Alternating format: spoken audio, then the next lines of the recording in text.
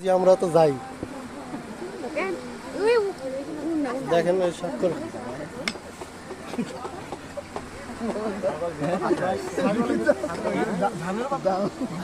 আজকে নতুন জানলেন নাকি ছাগলে যে পাতা খা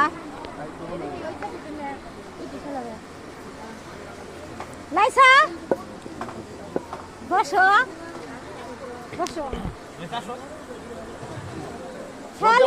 খালি সারা লাগে খালি খালি ডাক দেন নাকি আসো বসো লজ্জা হওয়ার কিছু নাই